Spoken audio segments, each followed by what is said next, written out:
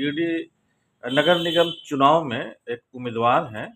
बताइए कहाँ से हैं आप और क्या आपका विज़न है? किन विज़न को लेकर के आप चुनाव में आई हैं?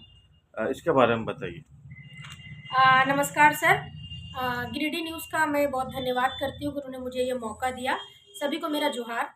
मेरा नाम सिमरन साहिन है। मैं जुनून उड़ानपंख लेजेंड फाउंडेशन की डायरेक्टर भी हूँ और वार्ड नंबर 32 की प्रत्याशी हूँ। एक्चुअली मैं वार्ड नंबर 27 से हूँ, लेकिन चुनाव में वार्ड नंबर 32 से लड़ रही हूँ। चुनाव वार्ड नंबर 32 को चूज़ करने का मेरा मकसद सबसे पहले ये था, मैं ये बताना चाहूँगी कि वार्ड नंबर 32 एक महिला वार्ड है और बहुत दिनों से मैं वार्ड नंबर 32 के जो भी परेशानियाँ उससे मैं पहले से अवगत थी। तो हमारा प्लान था कि अगर इस बार मौका मिलेगा तो मैं वार्ड नंबर 32 को चूज़ करूँगी।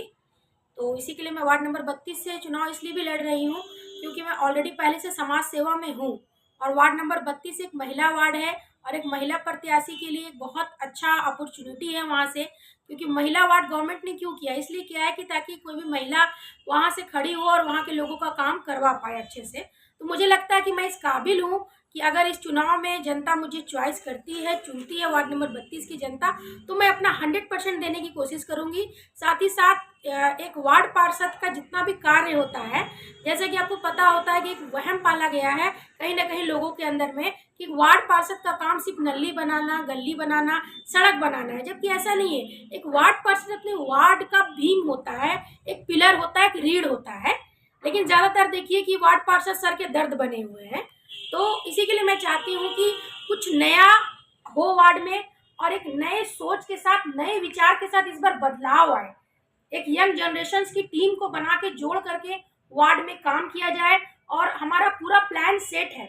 मैं एक एक साल का प्लान अगर आप चाहेंगे तो मैं बता सकती हूँ, लेकिन अगर आप जैसा अगर जानना चाहते हैं, आपके सवाल रहते हैं, उस हिसाब से मैं आपको प्लान बता सकती हूँ। हमारा बस इतना है कि 5 साल का जो कार्यकाल है वो तो है ही, लेकिन काम हर महीने इम्प्लीमेंट हो, हर महीना काम हो, उस काम का एक रिकॉर्ड रखा जाए और जनता को आपके दरवाजे ना आना पड़े।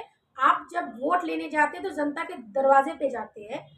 उसी तरीके से जब इलेक्शन अगर हम जीत जाते हैं तो हम चाहेंगे कि जनता को हम तक ना पहुंचना पड़े, हम एक ऐसी टीम बनाए कि जनता का हल उसके दरवाजे पे रहे या उनको प्रॉब्लम ही ना आए।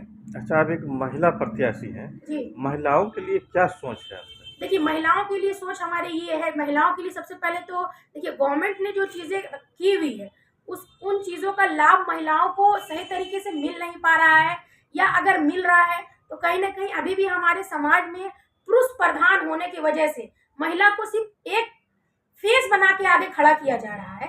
ठीक है कि महिला वार्ड है तो महिला वार्ड में ज्यादातर आप देखते होंगे कि महिला को सिर्फ नाम के लिए खड़ा किया गया, इंटरव्यू पति देव दे रहे हैं या ससुर जी दे रहे हैं। ठीक है, अब पत्नी नहीं दे पा रही है।